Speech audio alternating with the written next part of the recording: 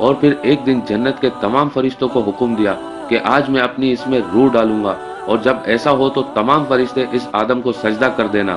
سب فرشتے حیرت سے پتلے کو دیکھ ہی رہتے، اتنے میں اللہ نے اس مٹی کے مجسمے میں اپنی روح ڈالی تو آدم علیہ السلام نے چھینک دی، اور تمام فرشتے سجدے میں گر کے اللہ کی تعریف کرنے لگے، سوائے ابلیس کے، وہ تکبر اور حسد کر بیٹھا۔ اللہ نے اسے اپنی دربار سے نکال دیا۔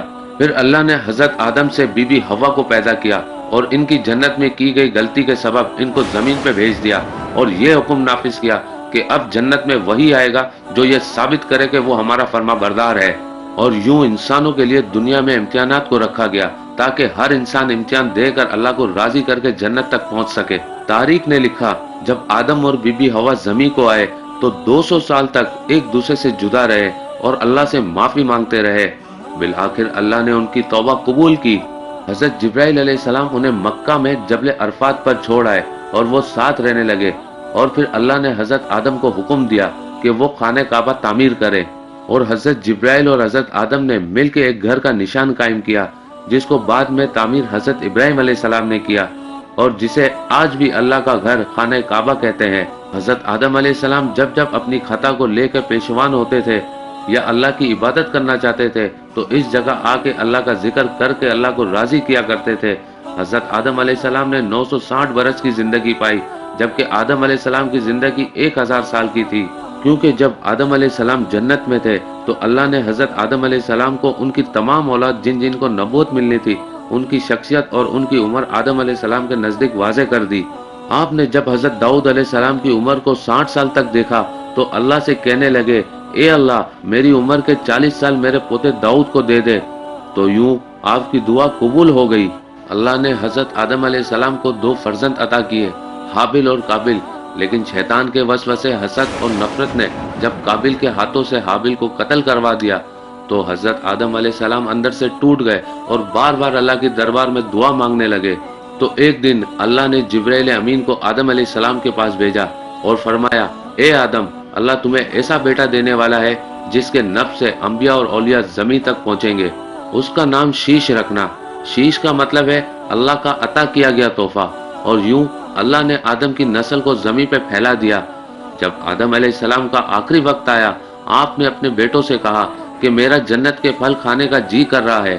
آپ کے بیٹے زمین پہ جنت کے پھل ڈھونڈتے رہے کہ اچانک سے ان کو فرشتے ملے اور کہنے لگے، اے نبی آدم، کہاں جا رہے ہو؟ انہوں نے کہا، ہم اپنے بابا آدم کے لیے جنت کے پھل ڈھونڈ رہے ہیں۔ ان فرشتوں نے کہا، جاؤ، تمہارے بابا چند دنوں کے مہمان ہیں۔ آپ کے تمام فرزند دوڑتے دوڑتے آپ تک آ پہنچے تو آدم علیہ السلام بستر بیماری پر اللہ کا ذکر کر رہے ہیں، اتنے میں موت کا فرشتہ آ پہنچا۔ جیسے بی بی حوا نے موت کے فرشتے کو دیکھا تو حضرت آدم علیہ السلام سے لپٹ گئی کہ میں اپنے شوہر کو اپنے سے جدا نہیں کروں گی۔ اللہ کے نبی آدم علیہ السلام نے فرمایا، اے حوا، مجھ سے دور ہٹ جا، ایک مرتبہ پہلے بھی تیری وجہ سے جنت سے نکالا گیا ہوں، آج اللہ اور اس کے فرشتے کے درمیان تو حائل نہ بن۔ پھر آپ ان فرشتوں سے مخاطب ہو کر کہنے لگے، اے فرشتہ موت، کیا آپ بھول تو نہیں گئے؟ میں نے اللہ سے سنا تھا میری عمر 1000 سال کی ہے اور ابھی تو مجھے 960 سال ہوئے ہیں۔ تو ملک الموت نے کہا، اے اللہ کے نبی آدم، آپ نے خود ہی فرمایا تھا کہ آپ کی زندگی کے 40 سال آپ کے پوتے داؤد علیہ السلام کو دیے جائیں۔ بس آدم علیہ السلام کی روح قبض کی گئی، آپ کو غسل فرشتوں نے دیا اور جنت کی خوشبو آپ کے جسم مبارک کو لگائی گئی۔ پھر آپ کی جنازہ نماز فرشتوں نے حضرت جبرائیل علیہ السلام کے پیچھے ادا کی اور زمین کھود کر آپ کی تدفین کی، اور تمام انسانوں کے نزدیک اللہ کا یہ حکم نافذ کیا کہ جب بھی کسی کا انتقال ہو تو ان کے جسم کو ایسے ہی تدفین کرنا۔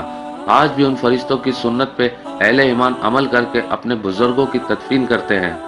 آپ کے قبر مبارک کی جگہ کو لے کے اختلافات ہے، کچھ مورخین کے نزدیک آپ کی جائے تدفین سری لنکا، تو کچھ کے نزدیک جبل ابی قبیس، تو کچھ کے نزدیک عراق، اور کچھ کے نزدیک مسجد خریف کے صحن یا اندر۔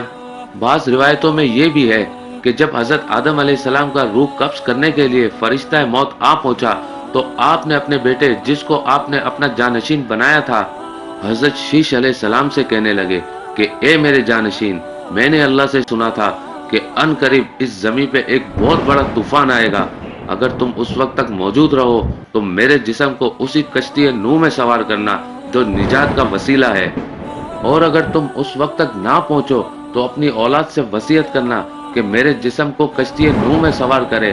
تاریخ نے لکھا جب طوفان نوح آیا تو حضرت نوح علیہ السلام نے اپنی کشتی میں حضرت آدم علیہ السلام اور بی بی حوا کے جسم مبارک کو اپنی کشتی میں سوار کیا اور بیت المقدس یا عراق میں اس جگہ تدفین کیا جہاں انہوں نے اپنی ہی قبر بنائی اور بیچ میں ایک قبر کھود کے اپنی تحریر چھوڑ دی۔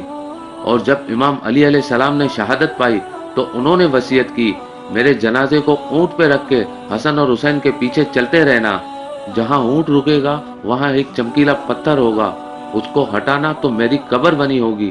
جب امام حسن اور حسین اس جگہ پہنچے جہاں اونٹ رکا، اس چمکیلے پتھر کو ہٹایا تو ایک طرف حضرت آدم علیہ السلام کی قبر بنی تھی، دوسرے طرف حضرت نوح علیہ السلام کی قبر بنی تھی اور بیچ میں ایک قبر کھدی ہوئی تھی، اور اس میں تحریر تھا کہ یہ قبر نوح علیہ السلام نے اپنے ہاتھوں سے وقت کے امام اور رسول اللہ کے وصی علی ابن ابی طالب علیہ السلام کے لیے بنائی ہے اور زیارت کر کے اپنا ایمان تازہ کرتے ہیں۔ تو دوستو، امید کرتا ہوں آپ کو یہ ویڈیو ضرور پسند آئی ہوگی۔ ویڈیو پسند آئی ہو تو لائک کیجئے اور شیئر کیجئے۔ مزید اس طرح کی ویڈیو کے لیے آپ ہمارے چینل کو ضرور سبسکرائب کیجئے۔ میں ملوں گا آپ سے ایک نئی انٹرسٹنگ ویڈیو میں۔ Thanks for watching. اللہ حافظ۔